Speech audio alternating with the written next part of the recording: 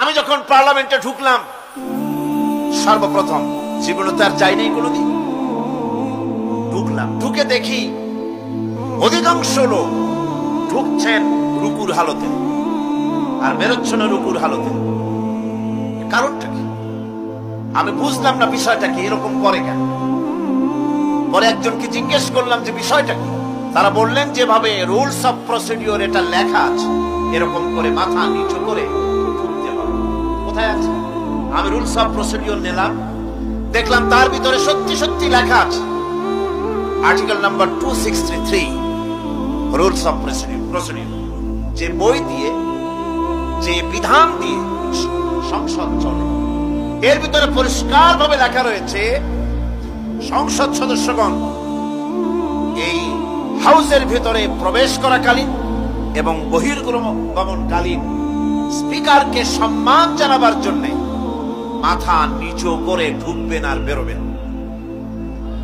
আমি বিষয়টা জেনে নিলাম এবং কথা, পার্লামেন্ট এমন একটা জায়গা যেখানে কথা বলতে চাইলেই বলা যায় না। অনেকে মনে করে তাদের এমপিরা খালি বসে থাকে, কথা কয় না কেন? কারণ কথা বলতে জানা লাগবে, বিধি জানতে হবে। ওখানে দাঁড়ালেই জিজ্ঞেস করে কোন বিধিতে কথা বলবে, কারণ বিধি যদি জানা না থাকে তাহলে হাম্মকের মতো খাড়ায় থাকতে হবে। আমি বিধি জানতে চেষ্টা করলাম। পরের দিন, 3 দিনের দিন, আমি সব গোছায় টোছায় নিয়ে উপস্থিত হলাম, সংবিধান পড়লাম, রুলস অফ প্রসিডিওর পড়লাম, এরপরে আমি ফ্লোর নিলাম।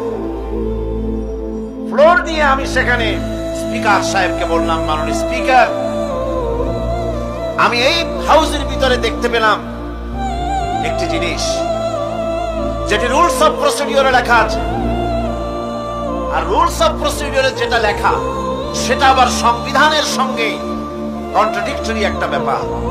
সংবিধানে বলা হয়েছে আল্লাহর উপর ঈমান এবং আস্থাই হবে গোটা জাতির লক্ষ্য। তো যেখানে আল্লাহর উপর ঈমান এবং আস্থার কথা বলা হয়েছে, সেইখানে আল্লাহর নির্দেশের খেলাফ করা হচ্ছে।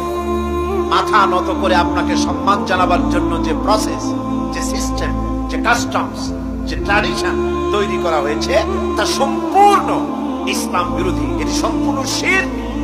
যেহেতু মানুষ আল্লাহ ছাড়া সম্মান দেখাবার উদ্দেশ্যে আর কারো সামনে মাথা নত করতে, ইন্না শিরকা লাযুলমুন আযীম, এটি হলো মস্ত বড় গুনাহ, মস্ত বড় অপরাধ। আমি বললাম, রাসূল কারীম সাল্লাল্লাহু আলাইহি ওয়াসাল্লাম বলেছেন, তোমাকে যদি কেটে টুকরা টুকরা করে ফেলানো হয় অথবা তোমাকে যদি জ্বালিয়ে পুড়িয়ে ভস্ম করা হয়, তবুও তুমি শিরক করতে পারবে না।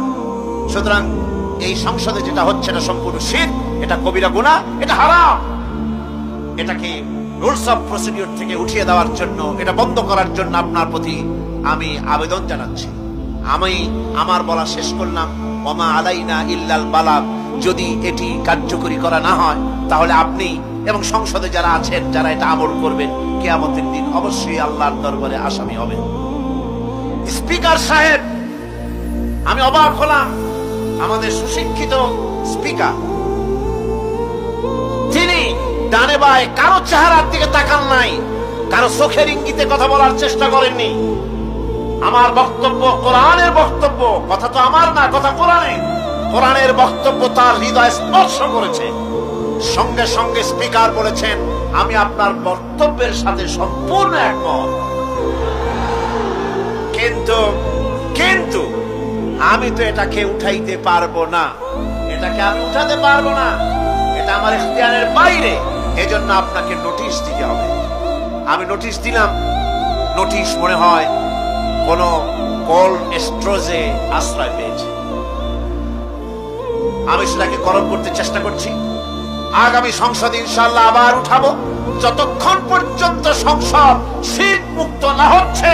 আল্লাহর গোলাম এই শিরকের বিরুদ্ধে সংসদে আওয়াজ তুলতেই থাকবে ইনশাআল্লাহ।